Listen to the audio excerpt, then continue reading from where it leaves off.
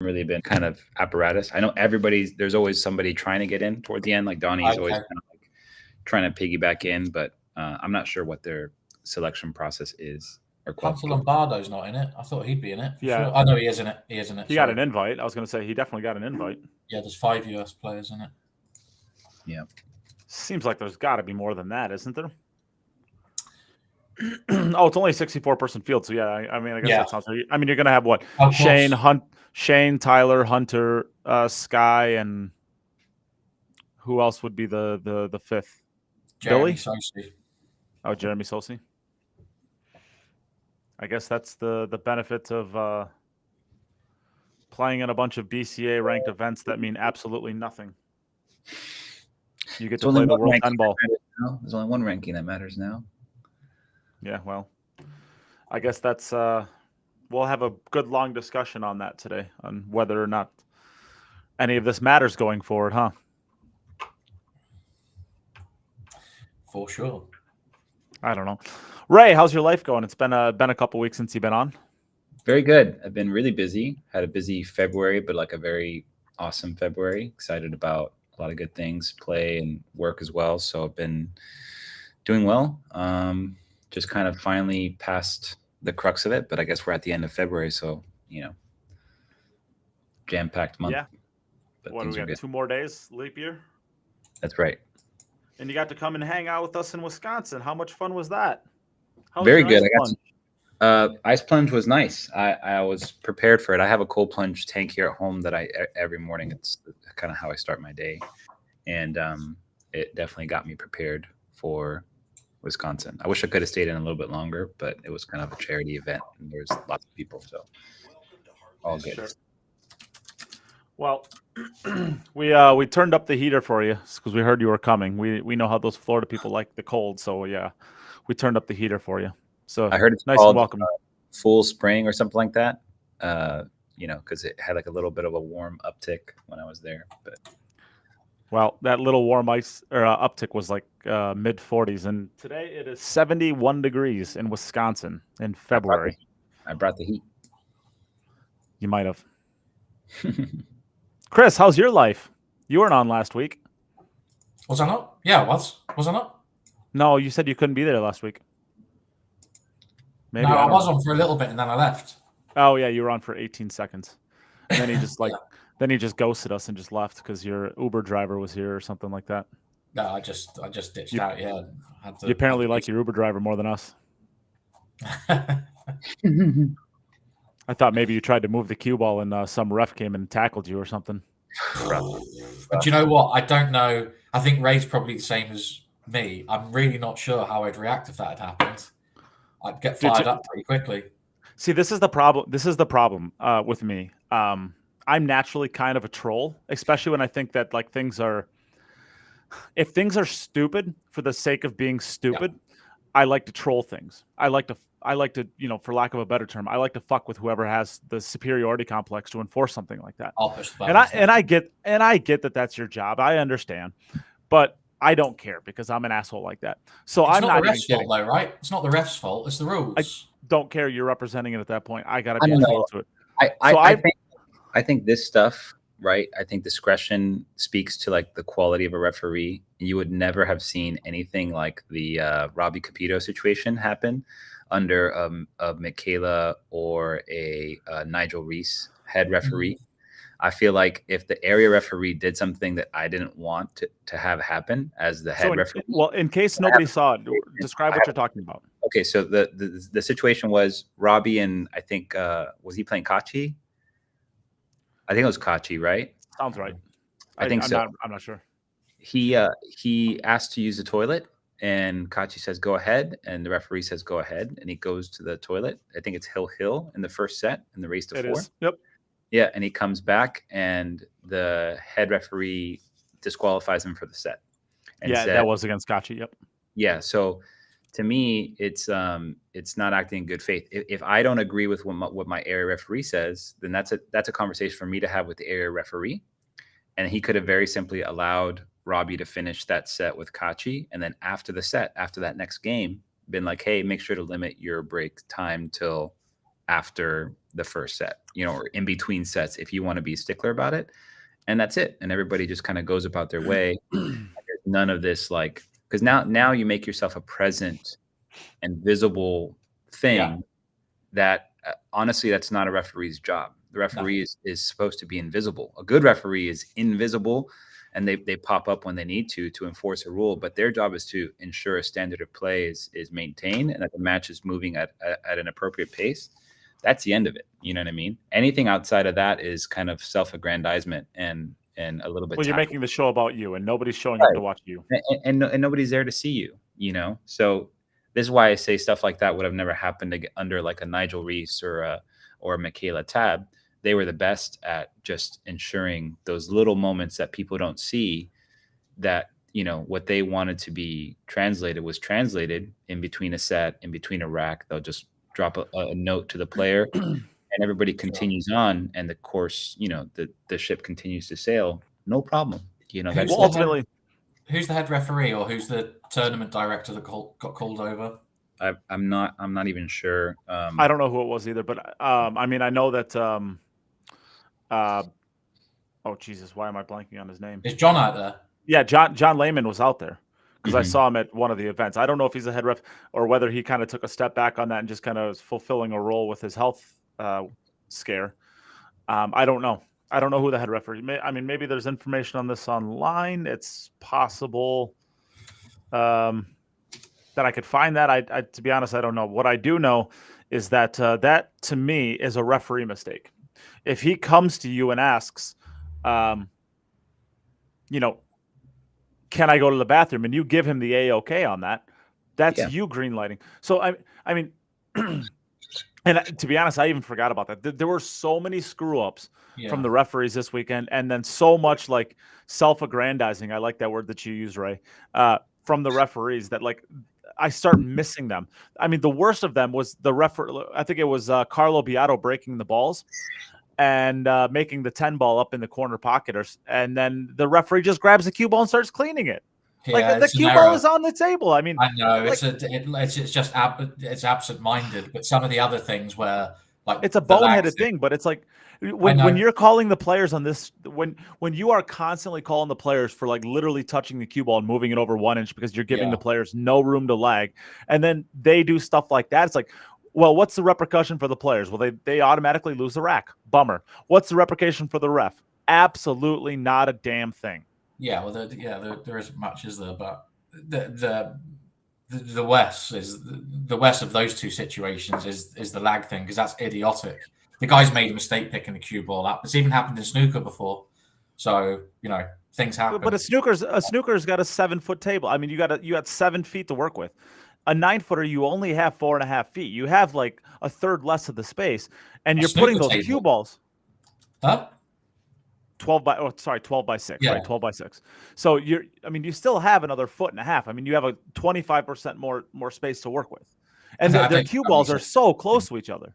I know but it was absent-minded. There wasn't, from the players.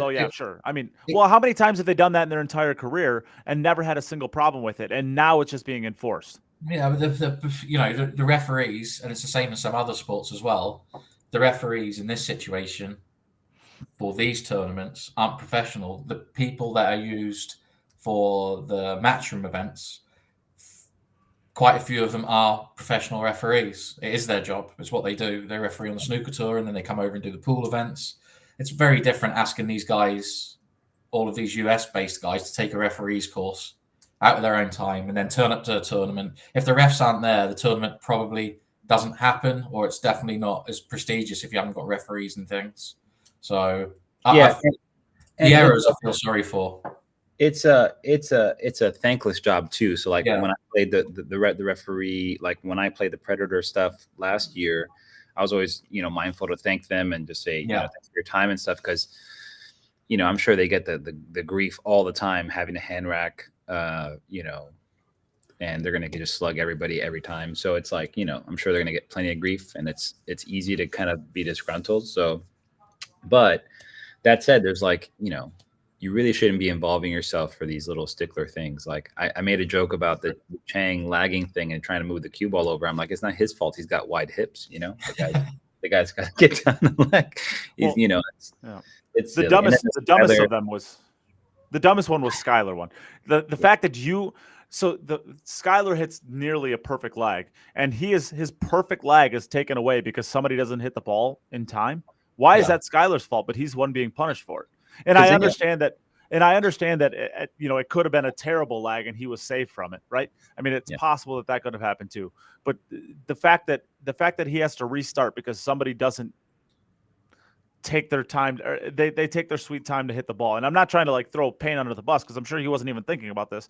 He's doing No. what's comfortable for him. It's Yeah. not like I'm taking a shot at Payne. It's more or less the fact that in general, It's one of these rules that if it's, let's say, black and white, right? This particular rule, enforcing that rule is lack of discretion from the referee. It's a non-issue because now they've spent 3 minutes arguing about it and people are confused. And then Payne wins a lag for not hitting as good a lag and nobody understands what's going on. And now you got to unpack that. And then it just detracts from the show when he could have just stayed quiet, let Payne lag.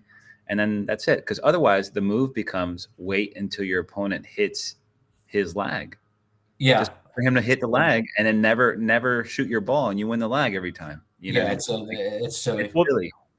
Well, this is Nate being a troll because under the this is what I was kind of getting at earlier. Like if I had to play a match against Sky on the stream table, I would be pulling Sky aside before because I know that the Sky likes to troll too. And we would be like, so the rules are, you got to hit it whatever. And then the rule number 2 is if it hits the foot string or whatever. But if you saw a rule number 3, the refs will make you lag again if both lags are bad. I would get with Sky and I would just be like, let's get it as close to the wrong foot rail as possible. Let's just do this over and over and over and over and over again, just to prove a point of how stupid these rules are. Like, how do you what does if both legs are bad mean? I mean, seriously. I mean, you throw some of these like. I mean, how many times have you seen this beginner player who's just out there having a good time with their buddies, and they lag the ball and it doesn't get past the middle bag? Yeah, I guess we're restarting. What does that mean?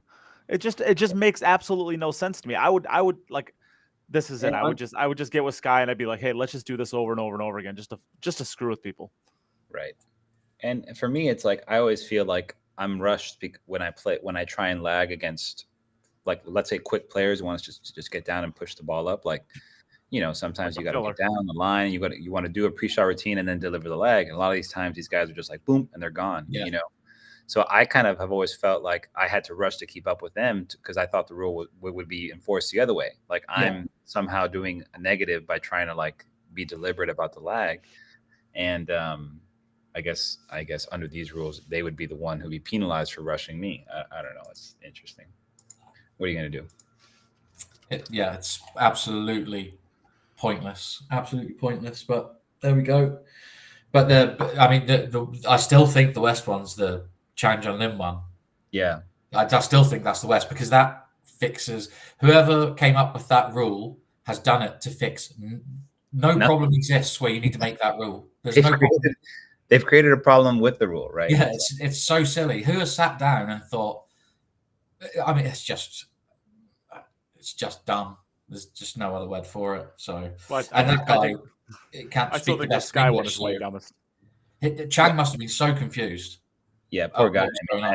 He's just trying to like play pool and let his cue do the talking for him. He doesn't speak at all to anybody. No. He's super mild mannered and just kills you with his cue. And that's sweet it. Sweet dance moves. He's got a couple sweet dance moves. Yeah. Really? I mean, nice guy. And then he's that finals where he drilled that 8-ball and he starts doing like I don't even know what that was. But It was. Did you see it, Chris? No, I can't remember. What was it in? The finals of the mixed. Oh right, no, I haven't seen that. No. It was a nice one. He's pretty grooving. He was grooving pretty hard. He's been working on those dance moves too. We got him.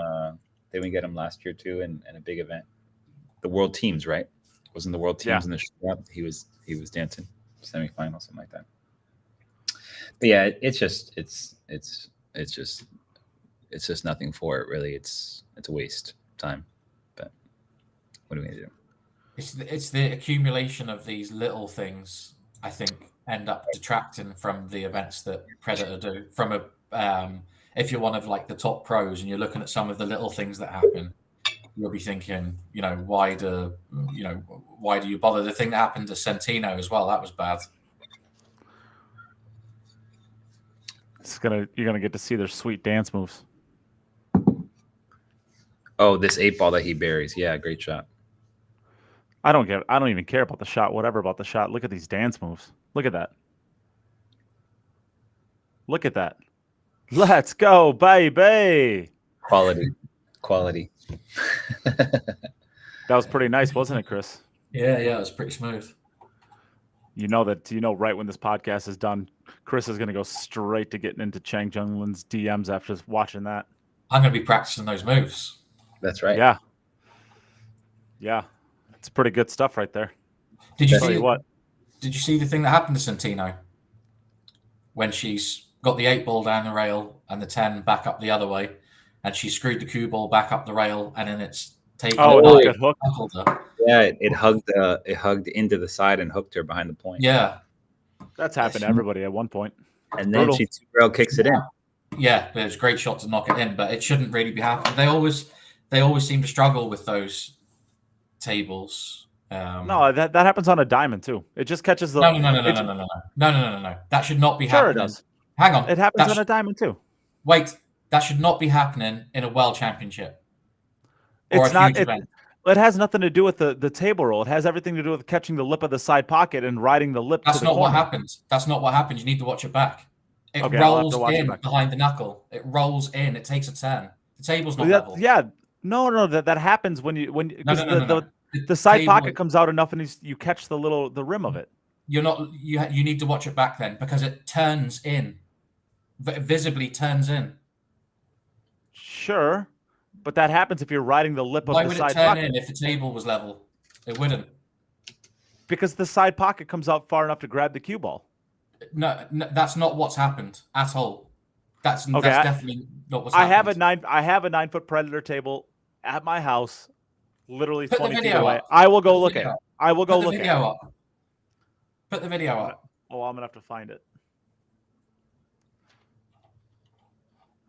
I guess. I don't know where you find it actually. I would assume it's gonna be on the Predator Bro. It could be also a thing of the. It could be maybe the table is not level. It could be the weave of the cloth as well. It could be the way the cloth stretched. Yeah, it could be like a slow because she had to draw maybe a little spin and it catches the weave and it kind of. But I mean, if anything, the cue ball's coming away from the rail slightly, if anything, and then it just turns. It's the cue ball moves a good half an inch, I'd say. Yeah, it definitely leaned in a little bit. My interpretation of I only watched it once, and it wasn't like it was on my phone. I wasn't really paying close attention. My interpretation was that it caught the side pocket, and just instead of falling, it just kind of followed it to the knuckle. Mm-hmm. I've seen that happen. I've seen it happen a ton of times. I don't know where you'd actually find it. She's not posted it on her Instagram. Predator might have posted the actual clip. That's what I'm looking for. Yeah, she kicked the ball in after that, so they might have posted. I found the video of her kicking it in. It's a great shot. Oh, it's an incredible shot. It was a given hanger. The circumstances. It was a straight in. Yeah, I mean, all you got to do is just hit it perfect. I didn't actually see her call it, but I guess the referee saw her call it. I mean, there's nothing else you can really call. That would have been tragic. Oh my god. So when I saw it, I actually saw the whole shot. It's actually quite possible that Predator decided to pull that down, the whole thing down, and just show the kick shot, Because I remember seeing the thing of like, what a bad roll or something like that, and I think Predator probably pulled it down because basically what they're saying is like our tables suck, right? But I don't think that that's a table issue. I think that's just like catching the side pocket and having it ride it. They've had I disagree, and they have had issues with those tables before. Well, I have one of those tables. I mean, I'll go up there and try it later on. Tear them apart a couple of years ago. Well, that was a cloth issue. That was not a table issue. They drilled holes through the slates, Nate. It's nothing to do with the cloth. Dude, I work on the tables. I was setting up No. like. You didn't. Did you work with Oscar's dad on the tables? Because he drilled holes through the Yes, slate. yes, 3 events before that event. I worked with him for 3 events. Yes, Okay, I did. so what was I drilling? set those tables up. drilling holes through the slates. What did that have to do with the cloth? Here you go, Chris. That event was the very first event that my crew did not work on. So I was helping out Eric Decius and Bill Pelham. They were setting up every single Predator event prior to that. The one in Arizona, the one in Michigan, the one in Ohio, every single and Las Vegas the year before that. This was the second year that they was in Las Vegas. Keep that in mind. That was the first event that we did not work on. They did not stretch the cloth properly. They pulled it and they pulled it too tight in some areas and not tight in enough areas. And with the cloth, the Arcadia cloth, the way that it is, you will create channels if you do not stretch it evenly throughout the entire thing. You actually have to set up a grid that you pull the cloth to so that you know that you're stretching it equally all the way around the table. And that was not done during that event. The same exact tables were there for the Predator World 10 ball event, and it was only a problem for the Las Vegas Open. So what did you do? Drilling the holes? So drilling the holes in the slates. Oscar told me this, and I can't remember. You'd have to tell me what drilling the holes in the slates was for. That was because he thought that was going to fix the issue. That he hadn't actually worked on the tables prior to that, except for one event, Wisconsin. Actually, that was the first event that Oscar helped on. So that was only his second event. That was a solution. That was a solution that he thought was going to fix it. In between the events, I'm not telling you what I think. I'm telling you what I know. I did set up those tables for 3 events. I'm just going by what he told me. That's all I'm saying. Sure. Yeah, and that's probably what he thought in the moment. But I'm telling you.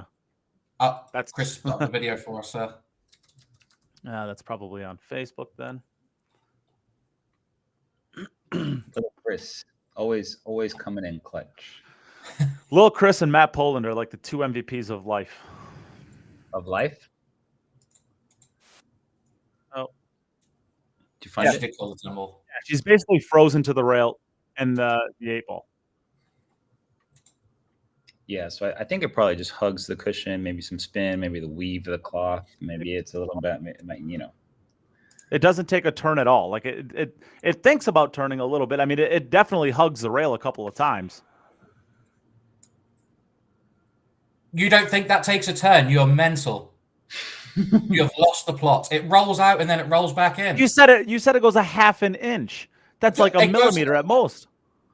It's right about where the side pocket would be. You must use different rulers or tape measures in America then, because that is not a millimeter. It's not far. I mean, you're definitely right. It definitely does take a bounce, but it also is going out because it hits the. Let me see it.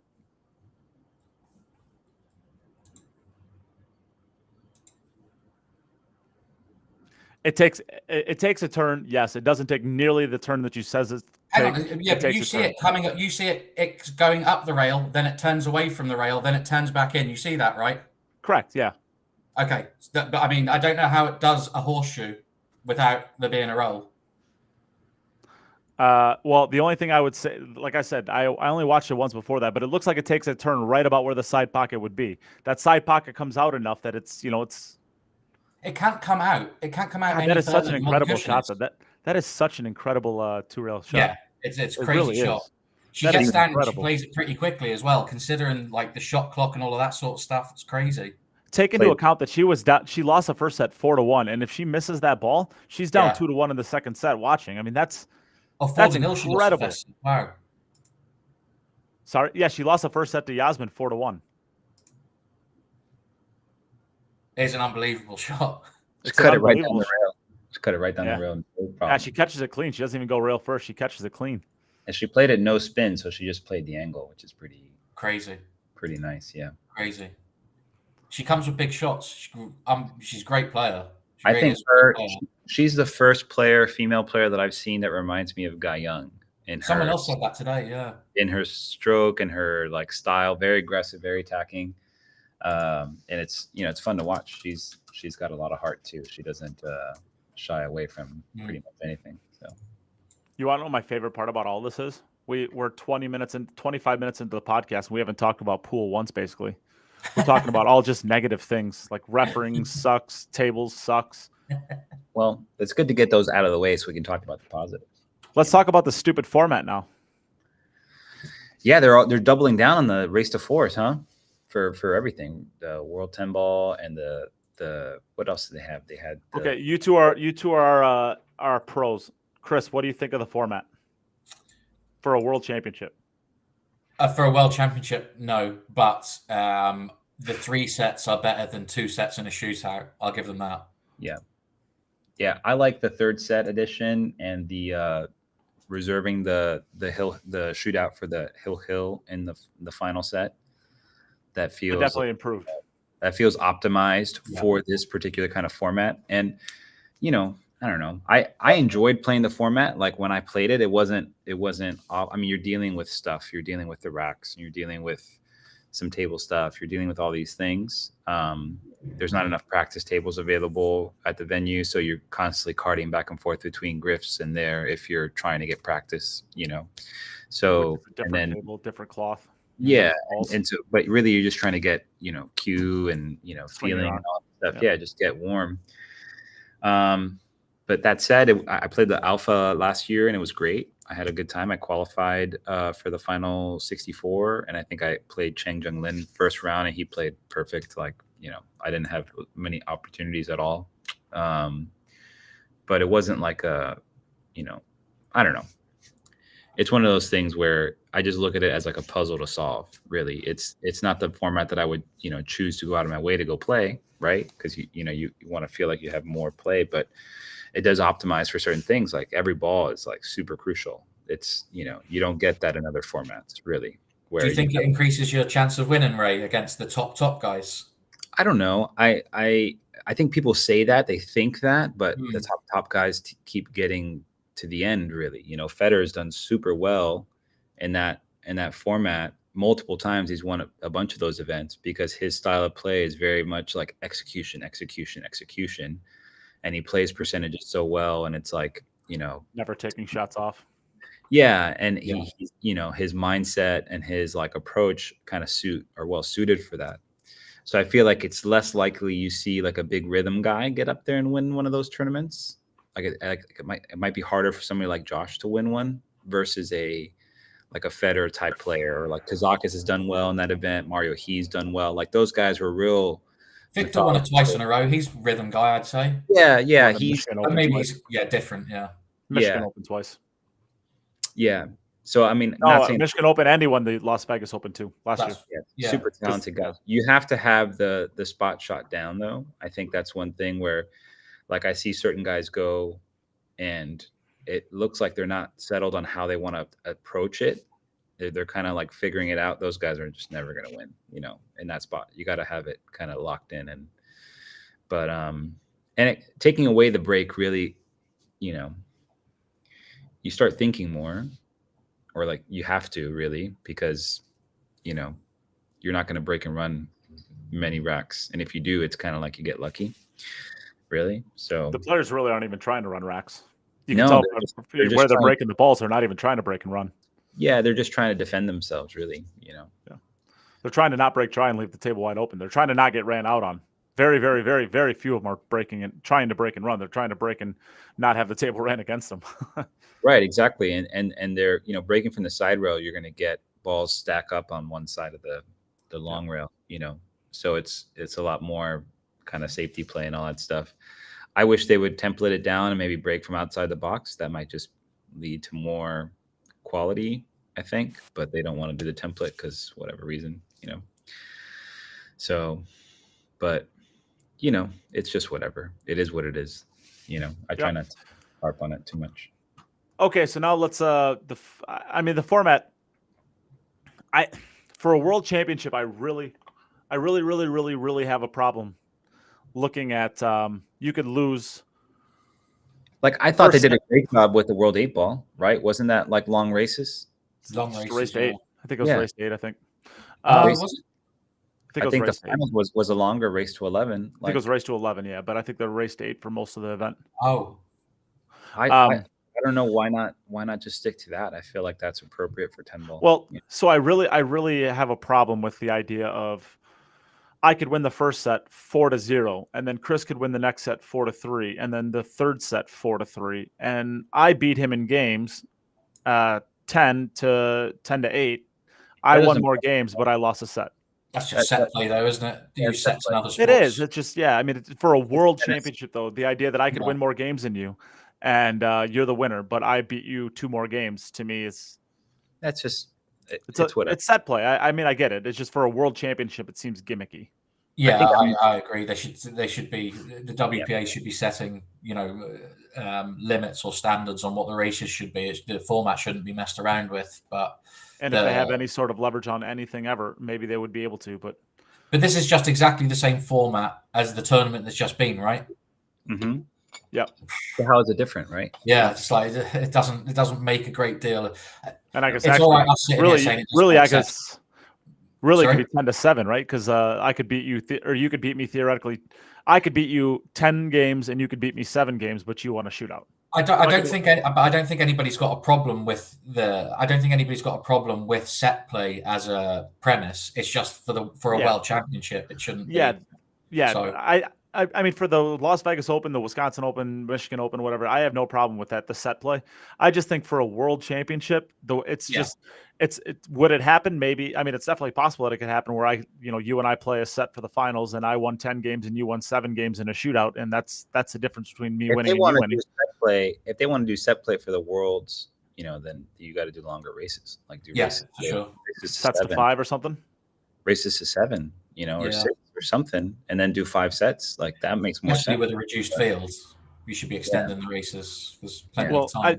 I actually think that Super Billiards Expo, as much as I don't like that event, I think that they actually have the format down perfect.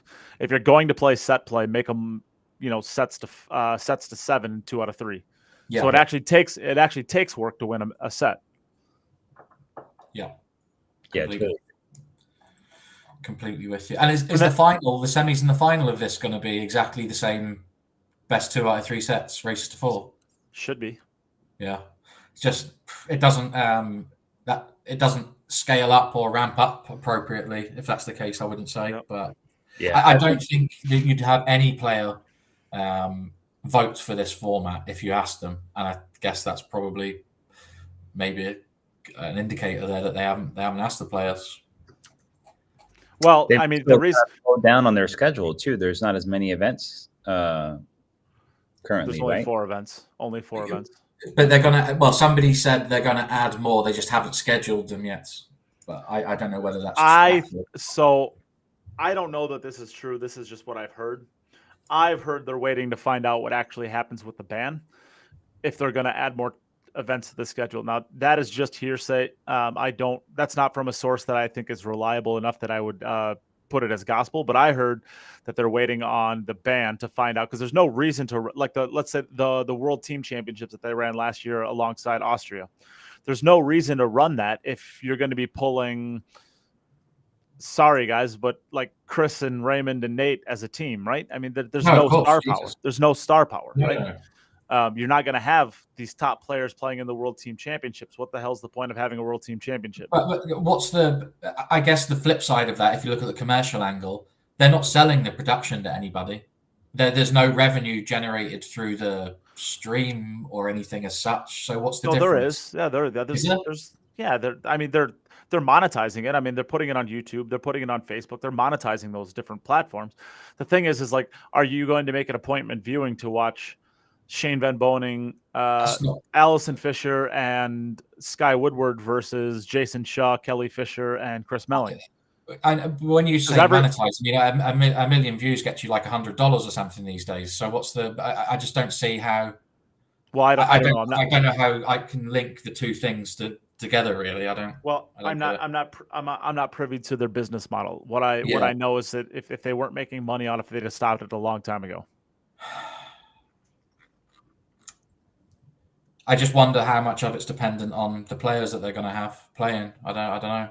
Well, that's my point. Is why would you make an event that you're going to recognize 6 players in the field? I mean, the only team that's going to have a team worth probably looking at is probably Poland and Philippines, and that's just. If you look at the wider Pro Billiard series, I mean, that's just the World Team thing is a gimmicky thing anyway. So But if you looked at the I mean, pro billing it scores, is, but that's the only real event that isn't on the calendar.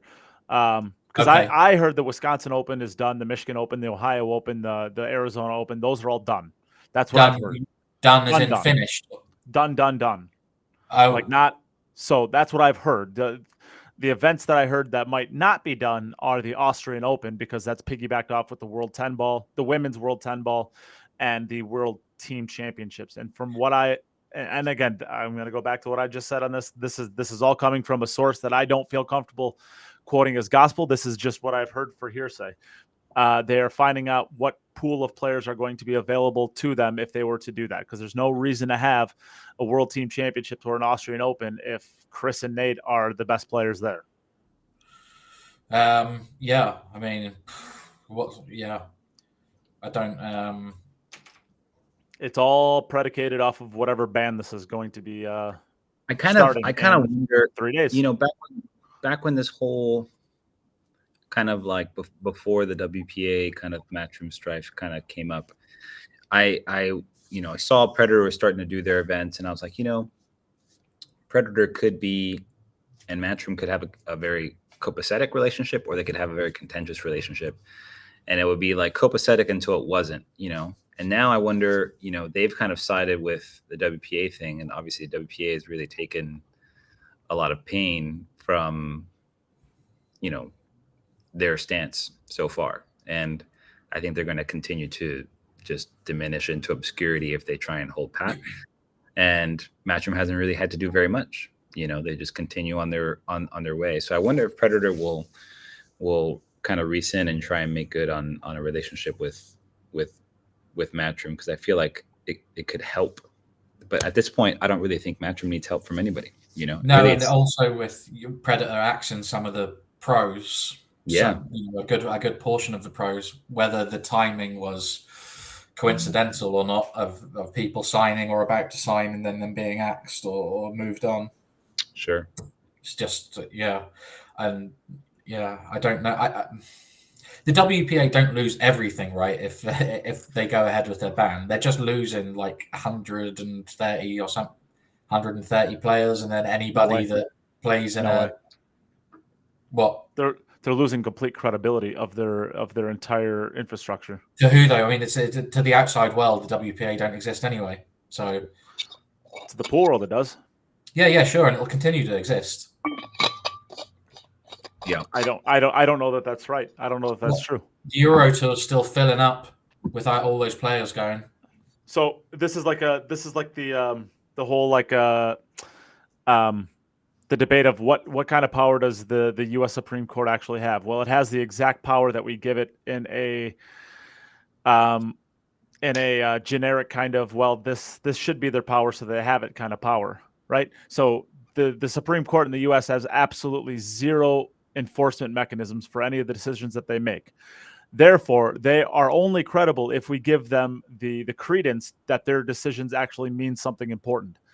If the WPA starts getting Predator to fall off and Matchroom to fall off, and next thing you know, Predator's going, and I know that Highball's I heard that Highball's not very happy with some of the decisions that are being made as well, and you have all these different entities that are slowly flaking off. This illusion of decision making that they get, and that their decisions mean something, slowly gets chipped away until it's absolutely nothing. There are already federations that are coming out too that are flaking off. You're losing some federations. You're losing Matchroom. Predator's not very happy from what I've heard. You're getting to the point now where you see their armor starting to really flake apart. Sure. And that's really what they're afraid of. That's really what stops them from being an entity. And it's funny because I think, at least in the U.S., they, WPA and Predator, as it relates to the pro side of things, are pretty non-consequential. Really, their influence is for the European and Asian markets. Yeah. Insofar as they support, players that are coming up, but at least in the US, they don't really have any clout and because the things that matter to the US players. Yeah, because Hunter Lombardo is representing the country every time that there's an invite tournament. They obviously have zero clout in the U.S. Well, Sorry. well, I don't want to badmouth anybody, but I mean, like, that's fine because the other guys are all going to be, chasing U.S. Opens and chasing Mosconi Cup points. That's pretty much it. So as far as the pro arena goes in the U.S., it's kind of like a non-issue, and I think maybe that's why we're getting less activity in the US from somebody like a Predator when they're doing like a, Predator WPA event. Their market is more international, I think. I don't know if they want to do that long term or not, but it's something for them to figure. Yeah, you're definitely right. The thing is if that armor works only as long as people continue to give them the credence, just like the U.S. Supreme Court. That works really, as long as you decide to continue deciding that this thing has power and we should respect whatever power that they have. That's going to work as long as we just. It's funny too because I remember when Emily was talking about this whole thing for the first time, she mentioned or stated that they can just have their amateur, kind of like they can be in charge of their amateur stuff, right? Because in essence, in the US, that's what's happening, right? Like the pro spheres is they don't care, you know what I mean? And their BCA kind of Predator partnership is really geared around and centered around amateur events, which are helping to fund some of these bigger pro events that they're putting on. But realistically, there's only 5 pros in the US. Sure. Yeah. That's a different conversation, but yeah.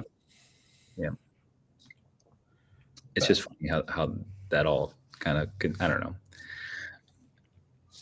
Any ban they put in place is just going to be temporary anyway, really, isn't it? If they put a ban in place, everything goes tits up. The thing is, they don't have any leverage in the conversation at all. No, they don't. I mean, whenever a new board, if they go ahead with a ban and it goes really badly as everybody expects it to do, then the board's going to get voted out. They won't get voted in for a new term. A new board comes into the WPA and they go back to the table with Matchroom and everything's good.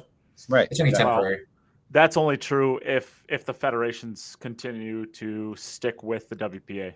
I mean, their options are pretty limited, aren't they?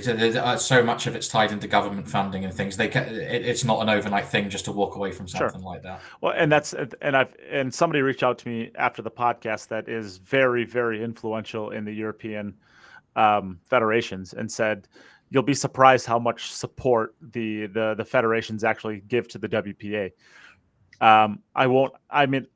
Basically I think there was like 40-ish federations and they voted at like a 93% clip basically to stick with the WPA.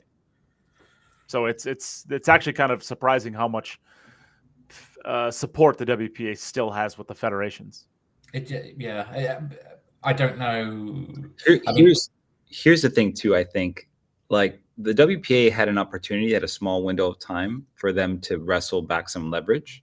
And it was by signing a financial deal. If they could have gotten a financial deal together where they would add money to whatever their tours are, whatever their offerings are to the pros, then they could have stabilized with their bands and made them substantive. But they didn't. And then Matchroom did. Then Matchroom went and signed this 10-year deal with the Saudis for the World 9 ball and added steam to their engine and showing in good faith that they're going to continue to increase what they're offering for the players, and the players have just responded. So the WPA has not done anything to leverage their product for the one thing that they could have done to help improve their position in negotiation and enforcing this alleged ban, which is to get money involved. Because if they would have brought in a $10 million deal together for the tour, then that changes things. It moves the needle now. People have something to think about. But they've done nothing again for an extended period of time, and they had no position and then leveraged demands as if they had positional advantage in this negotiation. And so they've worsened themselves, really. They made it kind of worse for themselves this whole time, and Matchroom's just kind of held pat and continues to look like the gardener bringing roses to the table. And I don't know what the WPA could do now to get, if they went back to the table with Matchroom. I don't know what they offer at this stage. What I've said since the beginning, and it's gonna happen. The WPA is gonna pay Matchroom to be able to advertised as a sanctioned thing. Like it's gonna pay to be able to attach their name to the Matchroom schedule as an approved partner. That's what's going to end up happening. And otherwise, they're not going to, and they're just going to dissolve. Like they have no ground to stand on. And Matchroom has all the cards and all the leverage.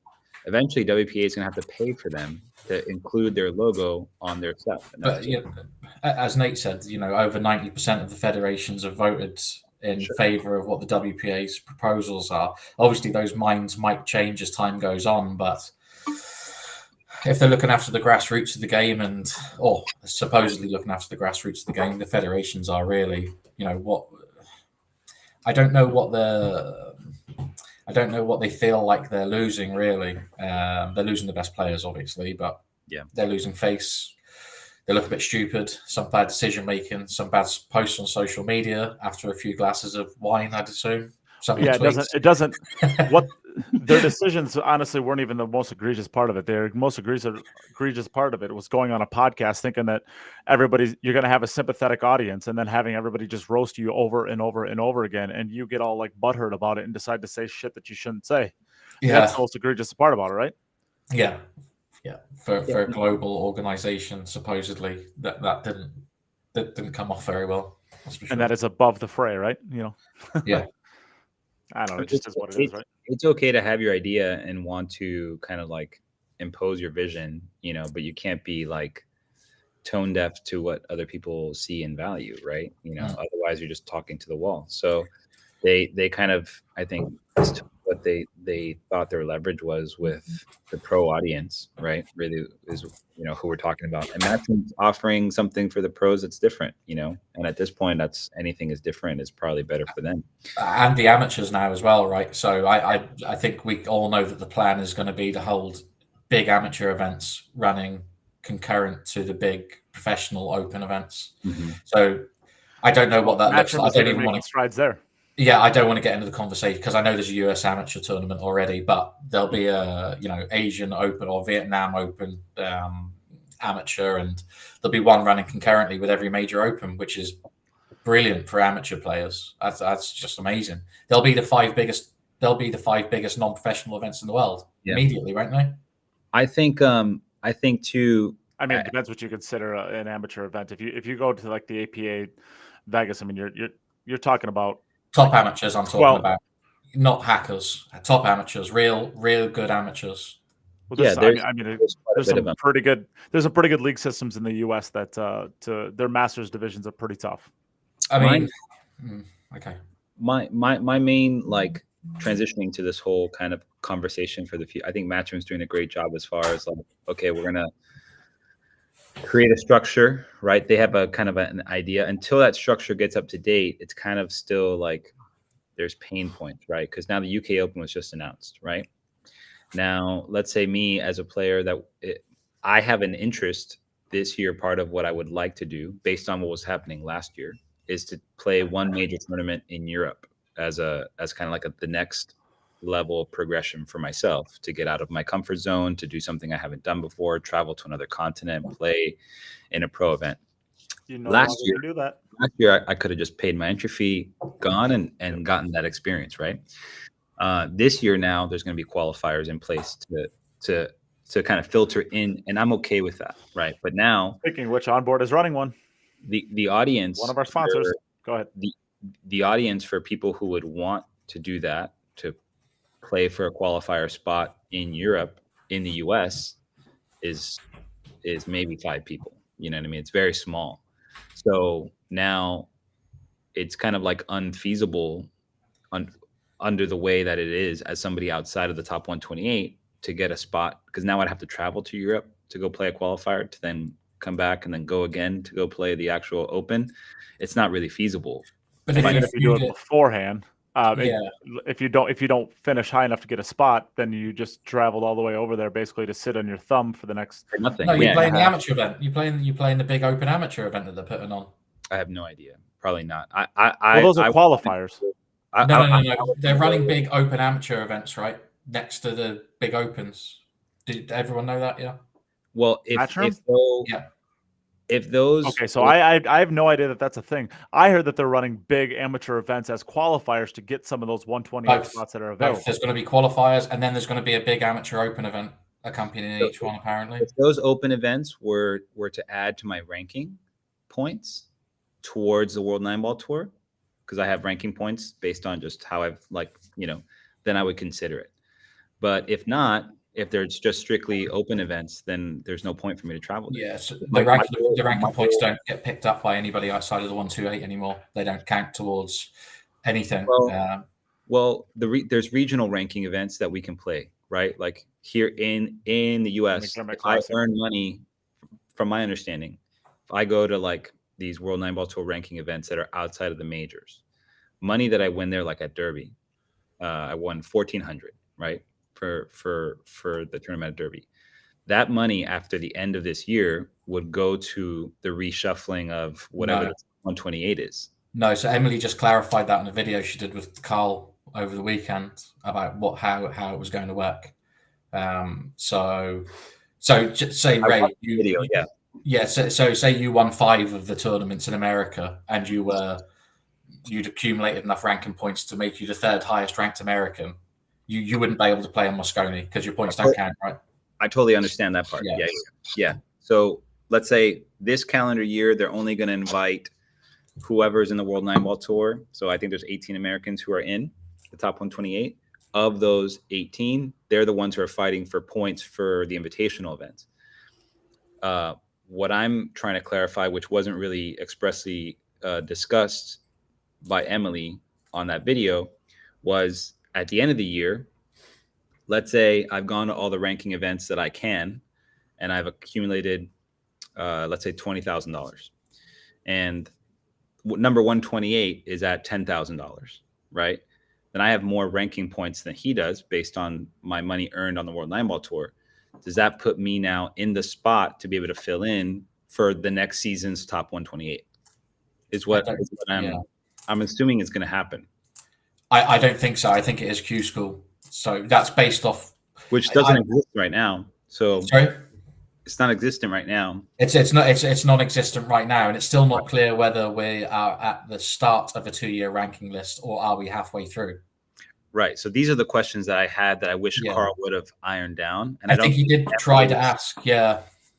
I don't think Emily was too keen on answering that particular question because they have ideas for what Q School looks like, and I haven't spent time around the snooker guys or know what that all kind of entails. I looked it up, and I think apparently if you go through Q School and you qualify, you get like a 2-year rotating card presently, but I'm not sure what the requirements are for Q School. But if it's not the case that I can go and earn ranking points at ranking events to slot me into the top 128 just off of merit, then it doesn't give any credence or value to going to these events to begin with. You know what I mean? Money. Absolutely. There is no incentive to go to ranking events if you're not in the 128. If I can't crack the 128 by earning more points than the guy who's out there. If I'm outperforming, there's going to be a big range of guys that I'm going to outperform. Unless you can still pick base. I mean, you can still get in from the Moscone Cup with a wild card, right? So I mean, going to these things could top 128. You have to be in it. So like right now, the only guys who can make the Moscone Cup team are Americans who are in the 128. I think there's 18 of them, if I'm not mistaken. I was just outside of it last year. So for me now, my incentives are just continue to go to ranking events that I can go, which is I can go to 2 pro events, but really we only have 1 pro event in the US. So now I have to qualify for the major, which is the US Open here in the US.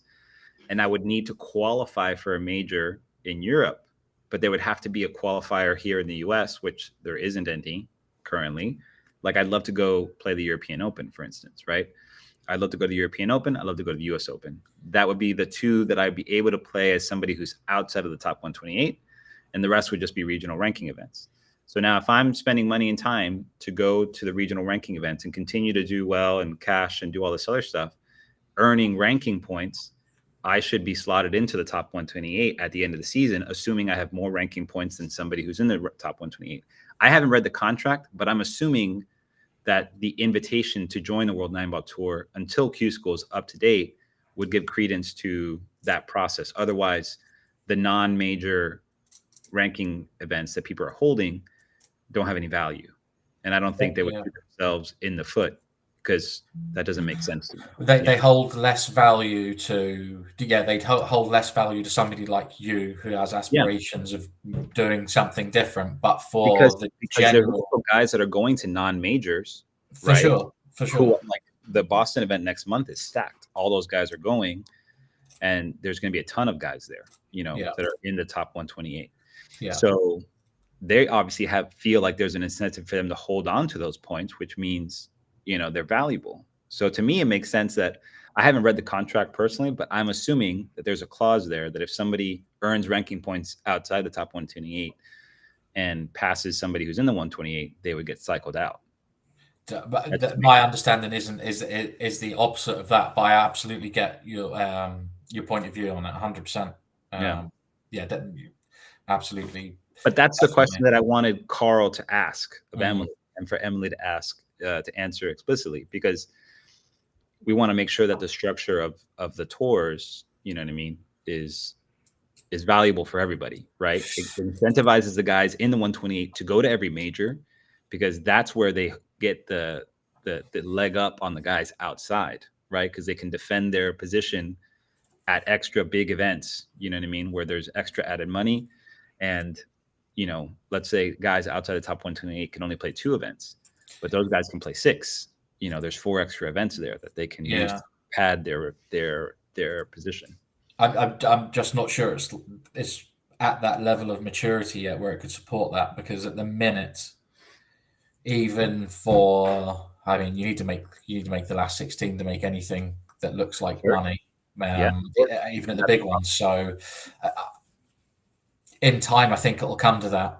And I'm not sure whether Q School is going to start at the end of this year or whether it'll start at the end of the year after. I don't even think Matchroom they'll be pretty much decided, but I don't think anything's set in stone just yet. But there's a small demographic of Americans who are eager to try and get to Europe and play. Yeah. So I think, until Matchroom's done well having the UK Open, the Spanish Open, the European Open. Those are all great because they're great tournaments and they're in Europe. We need 2 or 3 more in the US that are open to American players to help really, flush that out. I think that's on local I think that's on promoters and room owners in America, though, rather than on Matchroom. So I don't know if anybody's volunteered to have a US qualifier, because that also is difficult, right? Because no. But what I mean is that we need at least one more tier 1 US Open level. Oh, sorry. Yeah. Right? Because then now there's a local incentive for us to have qualifiers for those 2 events. And then now it makes sense. But only having one major in the US kind of tilts things that way, and we get underrepresentation for it, which is a good problem to have. They're building, obviously, right? They're in the process, and it's a good direction to head to. I just would love clarification on the cycling of the ranking points for the guys out, because you want to incentivize the guys who want to get in to the top. Matt Poland nailed your question from the other side. How do you actually lose your card, right? That's exactly what you're asking from the opposite question. So, how do you go about losing your card? So it's works exactly the same, or it's just definitely the same pattern for the PDC, so the darts, and for the World Snooker. So it's like the bottom 28 or the bottom 24 will play off against the people that have come through Q School. Yeah. So Q School then qualifies or batches together a group of people, and then they have a tournament to qualify for for a playoff against the people coming off the tour. That's essentially how it works. And I can't remember the people coming off the tour whether they have to play 3 rounds or 2 rounds or 1 round, but it's not as many rounds as the people that are doing the full Q School, obviously. But that's basically how the system works. I'm sure there'll be something. I'll try and find something for Nate to post on the Facebook page about the PDC or the snooker tour, the Q School. It would be awesome to hear what that process is like. You know what I mean? Because it's foreign to us. We don't have anything, similar to that in the US. But it would be interesting to see, where that conversation of ranking points versus Q school until Q school comes up and running. Like, what's my incentive to continue to travel to non-major ranking events for the year, right? Breaking news. The referees strike again, apparently. What do you mean? The referee just penalized Sky Woodward 1 game for going to the bathroom. At least they're being consistent. Good for them. Proud of them. So, Scotchy won the first set 4-3 and got to start the second set 1-0. No, I'm just looking at can't do that. No. I'm just looking at the comments. I don't know that I'm looking at the comments on Facebook. The set hasn't started. How can you? That's all I know. All I know is that somebody made a comment in it that Sky got penalized a game for going to drop a deuce. Somebody said that in the comments of the live stream. So that to me tells me that they just penalized him a game for taking too long. Maybe, I don't know. I don't mind them transitioning into a Q school only thing. I think it's to do it after year one, let's say, right, where the guy's now in this transitionary, where you have the first year of contract, right? Players, like people that are still qualifying for ranking points, are earning based on merit, on performance, are going to be at a certain point. Like, it makes sense to just cycle out based on people who are traveling to the events and supporting the tour and earning money. Whoever that top 128 is should be in place until you have a quote unquote Q school in the US, or in, it's got to be a feeder system that's global as well. It's international. There's a European Q school. Is there an American Q school? That's what there is for the darts and the snooker. Yeah. So how many of those spots per region are guaranteed? Is it just, you know what I'm saying? It's like, there's a lot of infrastructure to get built. So to me, the most elegant way to do it until it's built is just off pure ranking points, right? You're just going to these events, earning cash, earning your money the way they've been doing it effectively. But the benefit of being in the top 128 holds true every year until you have that structure built and, on the outside, and you can make a seamless rollover. I'm sure that's an option they're leaving on the table. But, sure. Yeah, it's vague right now. It's kind of like it's vague, and they'll definitely leave themselves options. The only thing they might say against that is why that might not be the most elegant solution for them is because they told everybody a year prior that this was your chance to get in the 128, and then the door kind of shuts for now for another 12 months, and they might take that view. But I don't know, but I definitely would encourage you to look at the WST site and the PDC site, because that'll probably give you a bit of insight into how that's going to pan out. Yeah. All right, we're ready about our last complaint, because I still have one more complaint I want to complain about. Go ahead. Why the hell do they continue to hold this at a venue where people cannot be safe? Brutal. When Francisco Sanchez Ruiz knows that he has to literally put a freaking couch in front of his door to stay safe at night, why do they continue to hold it at a venue where they cannot guarantee their players are going to be safe? How little does CSI think of their league players and Predator think of their pro players? They would continue to do this. And it's really not a Predator thing, honestly, because it's a piggyback off of the CSI event. So it comes down to the CSI, BCAPL. Why is it that they think so little of their league players that they're not even willing to look at a different venue to protect their players? I've played at Bally's, now Horseshoe. I've played events at Tropicana. I've played at events at Westgate. This has never been an issue. This has only been an issue at the Rio. Why would they continue to do that? Ray, what do you think? What do you got for me? I don't know. I usually travel with an emotional support alligator, and I keep him tethered to the front of the door. So I've only had one person try and come in, and they did lose their foot below the ankle. And that was the last time they entered my room. But they did get your wallet. No, they did not. No. Oh, they didn't get your wallet. I keep my wallet behind the alligator, personally. It's just a Florida thing. I don't know. It's kind of sad, really, because you see it often. We saw it. I think last year there was a I think Wojtek Szewczuk.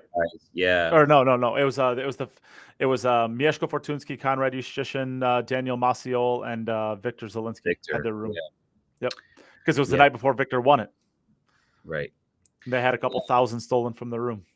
Thankfully, I'm really well versed in kung fu movies and watch a lot of them. So I'm ready for those situations, but maybe, some other guys aren't, or, they're just heavy sleepers. It's sad that, you even have to think about that kind of stuff really. But yeah, there's a lot of like personal devices that you can pack to help secure your door and kind of jam your door from the inside to make it so it can't be opened. But, Donnie even had mentioned the problem is what happens when I leave my room, and I'm not there. Yeah. How do I secure? You gotta get back in it. Yeah, exactly. So theoretically, there's less stuff to steal when you're gone. Your phone, your wallet, your keys, stuff like that. But I mean, what if you want to go to the gym? You got to take your cues and stuff with you to the gym to go lift. Like, bingo. Wow. It's crazy. I mean, I've never been a fan of the CSI event to begin with, and I think it's just one of the worst. Vegas in general is just, I don't know. Oh, it is, but you just don't hear this happening at any other event besides CSI, because every other event besides CSI isn't at the Rio. It happened in Atlantic City, Paris, at the US Open. It happened twice. Did it? Sure. Yeah. And it actually happened to the onboard guys. You're correct in saying that. But I mean, what I'm really talking about right now is a proven track record that every single year this happens to your players. And it's not once, it's not twice. We're talking about 4 or 5 years back now, and every single year you'll see these posts going out about this happened to them. They were burglarized and all of these different things. And the story is the same every single time. It turns out that it's an inside job. Somebody was there and they got a master key from somebody, and it was an inside job, and they go through and they just basically rob all of these people silly. It happens every freaking year, and there's nothing done about it. I don't know how people haven't watched Home Alone enough to know how to like rig the room to make it so that they can't get in. Like, just watch Kevin McAllister. He roasted those fools as like a 10-year-old. Get it together, people. Get those tacks out, lay down the tar, the whole thing. My personal favorite is the bucket being thrown down the stairs, Perfect. Paint cans. Yeah. Let's think fourth dimensionally here.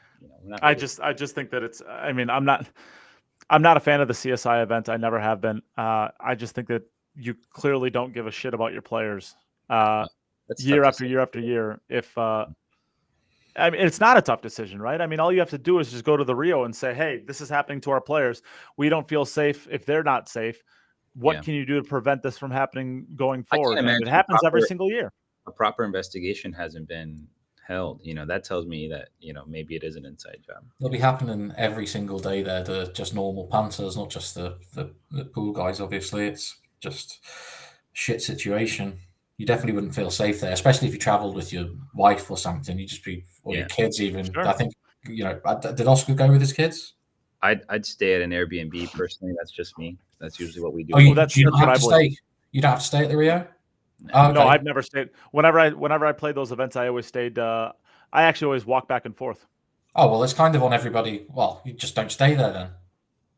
Well, sure, but you shouldn't be put in a situation where you're now forced to have undue expenses because you can't feel safe with where it's being held at.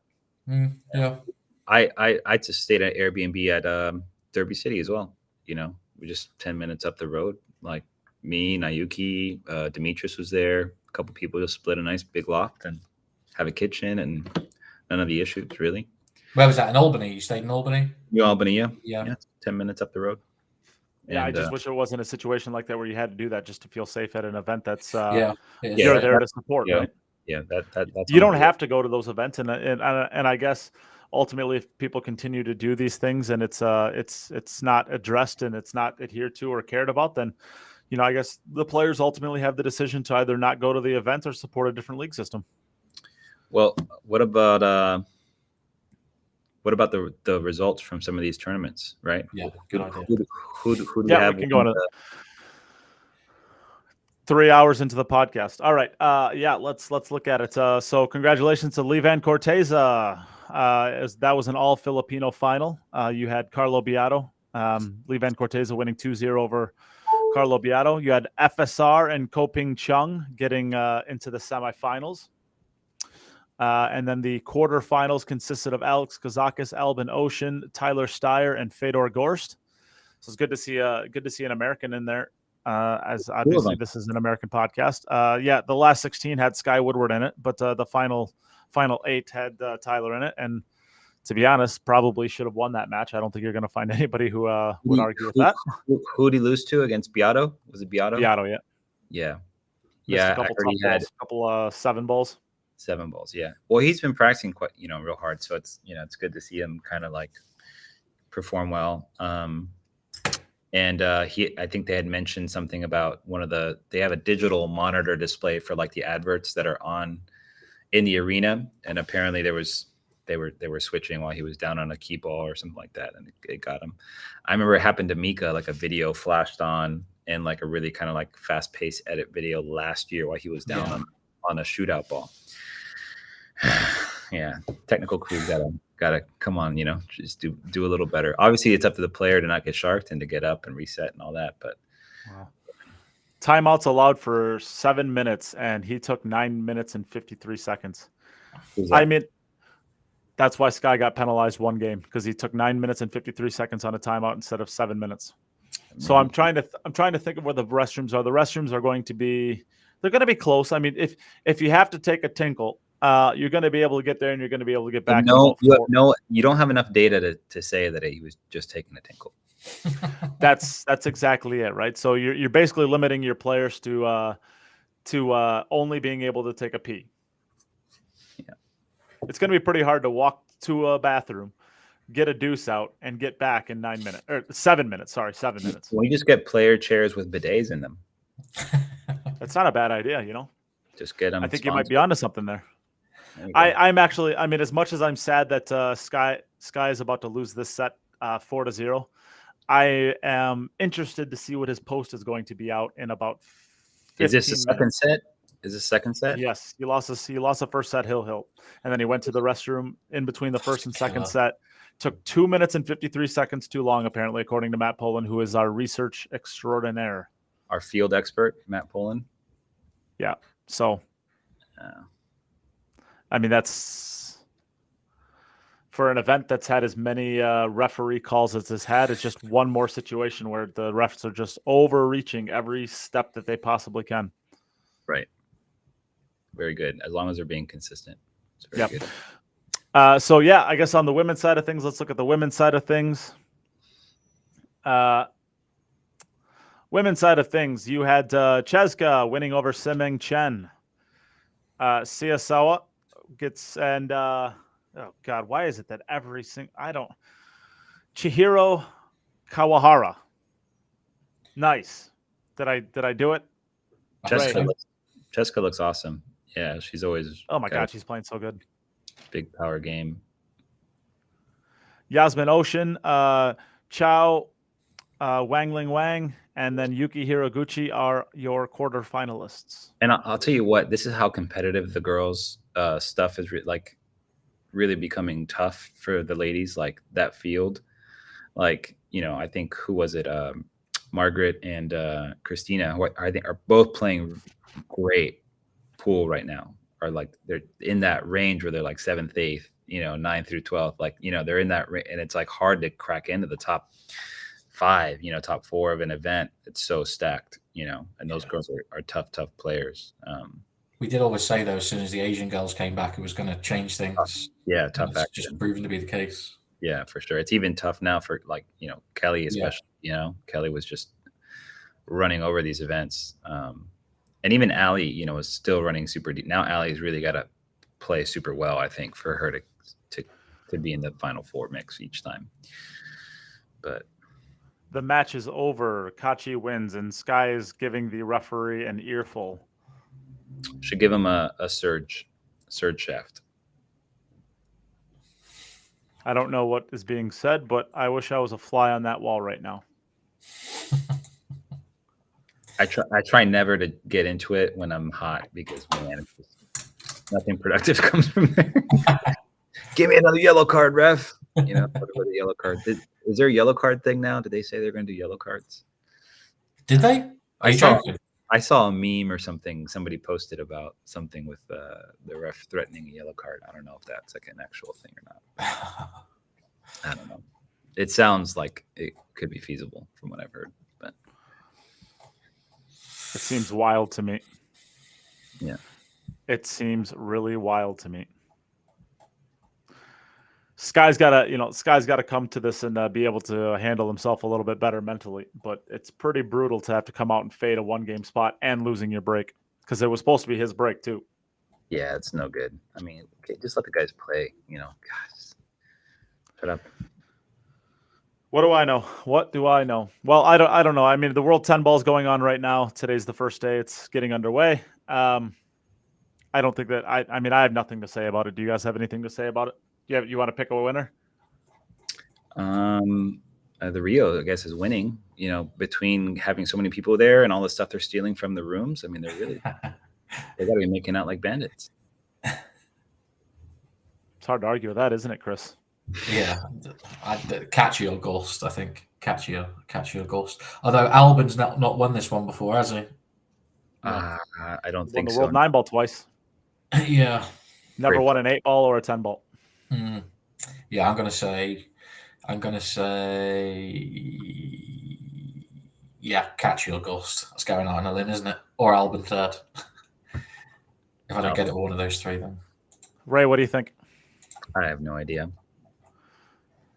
I pick Al Qaeda. I think Al Qaeda wins this by not having to be there and play it. He is the winner. He's Team Peach Hour now, isn't he? Yeah. Is that how you say it? Peach Hour. Peach Hour. Yeah. Oh, okay. Yeah. Peshawar. Peach Hour is how I've always heard it pronounced here in the States. Yeah. Yep. Yeah. Peach Hour. Sky Woodward and Kachi are done. I don't. Is even this single know elimination I don't or even know double? who half these people are. It's double elimination. Double elimination. Yeah. Double elimination down to a final.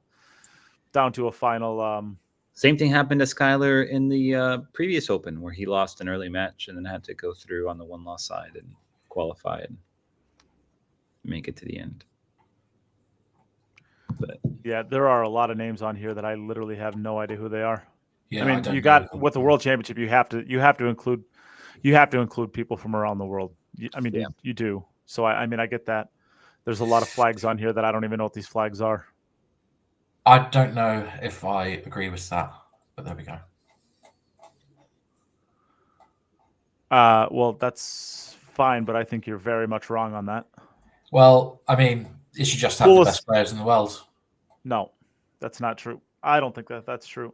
I don't see how you can. I mean, I think that that's true if you're playing snooker, where that literally snooker exists between 3 countries across the world, right? There's 3 countries that play snooker at a professional or a very, very high level. Maybe 4, maybe 5, but it's really, I mean, we're talking about a handful. Huh? Countries? Yes. You have the UK. You have the UK. You have maybe South Africa. You have India. You have China. That's more. That's more than 3 countries. Just China, Australia, and the UK. Really, no Belgium. Obviously, Luca Bretzel's won the World Championship, but he's the only mainland European to have won it. But I don't see 3 to 5 countries. I don't see how that changes the fact of who just the best players in the world are. Well, I mean, you could pool. My point is, snooker is not a worldwide sport. Pool is. No, I don't know. I don't know how that changes. How not having the best players in the world makes it better than having. Okay, two people so from every country or something doesn't. So then the Olympics, we could just pick all of the best swimmers in the world. All right, well then it's going to be between 3 countries every single year. They have their own World Championship though, right? Where it's not done like that, where they crown a world champion. To be honest, I have no idea. I just came up. They do, and every sport does. Every real sport probably does. So then, literally, gymnastics is between China and the U.S. and Russia, and there's literally no other countries that are ever there.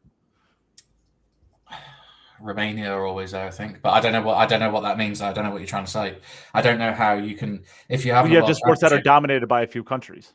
Okay, and if they are the top 64 people in the world, they're the best people in the world, regardless, right? no matter where you're from, that doesn't make any odds. That doesn't. Being Well, born then it's not a world championship. That it's not a world championship. It's a 3-country championship. But if they're the best in the world, if they're the best 64 ranked people in the world, what does it matter? Well, I guess 2 years ago, Christopher Tevez or whatever it was from, you've never even heard of the dude's name, and he made it all the way to the finals, and he would have never gotten an invite had he not been that. Had it been exactly what you're saying, he would have never been even invited to the event, and he was made he it all the way ranked to the top finals. 128 in the world? No, he. I've never even heard of his name. Okay, he probably, if you want to have a world championship, you need to have the best players. You can't have somebody better missing out just because somebody's from another country. Well, that dude is from Peru, and nobody's ever even heard of his Venezuela. Or I don't even know where he was. Peru, yeah. Nobody's ever even heard of his name. You haven't even seen him since, and he got an opportunity because of that. And now he beat in a row. He beat Jason Shaw, Carlo Beato, and David Alcady. Yeah, I mean, one guy having a good tournament doesn't prove the point. I got to say. I mean, that's exactly just one thing off the top of my head. I mean, I'm sure there's plenty more. I mean, look at the run that like Robbie Capito had in the last year. Now, I mean, now he's into the top 28, but you got to give players a chance to do these things, right? I don't think you should automatically be given a chance to play in a world championship just because of where you're born. Well, the 128, who's being removed from the 128 that doesn't have, that actually legitimately has a chance of winning it? Well, I mean, there's a load of names in here that you haven't heard of before. Yeah, that's my point. Include them because they're from other countries. Yeah, I know, but there's better players who aren't playing, which isn't right. Okay, wouldn't you say? So Sanjan's not in, Alcady's not in. There's plenty of players not in. Well, yeah. Well, I'm definitely not going to start going out on a limb and defending that because I think that's just stupid. But yeah, I saw Nick Vandenberg even posted about kind of a comment on about not wanting to even travel to the events until Q School's out because it didn't make sense for him if that's the way they were going to go.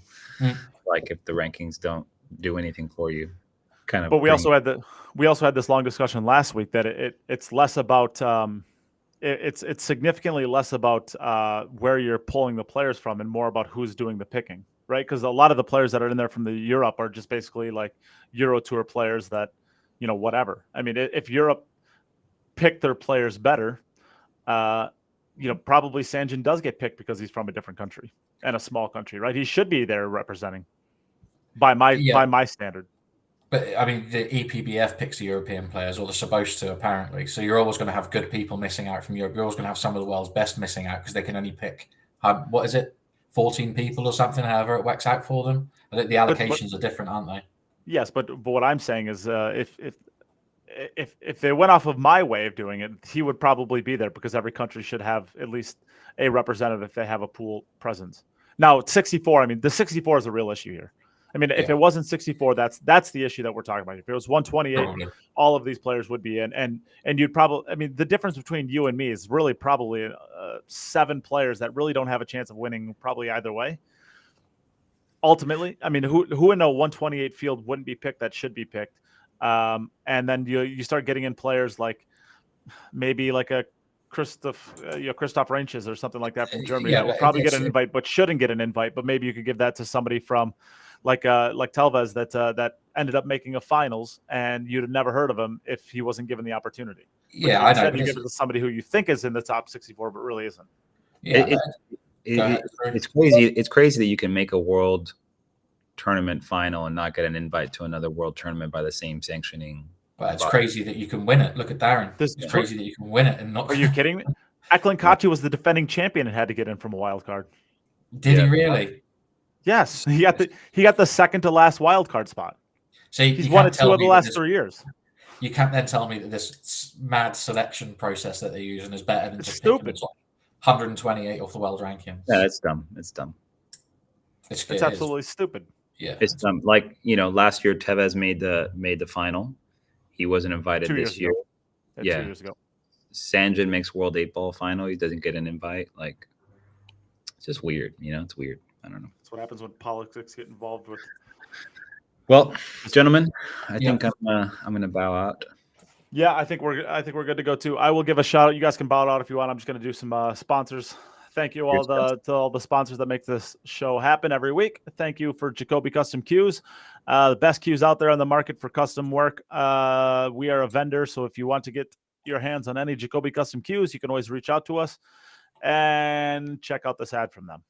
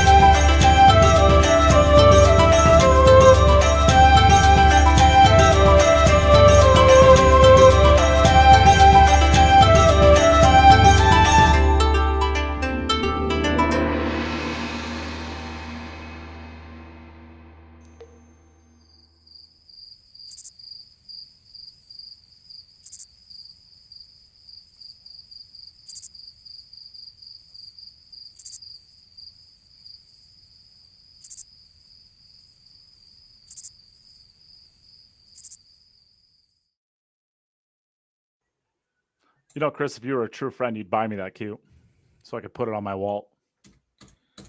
Both of them, ideally. Yeah, they look good.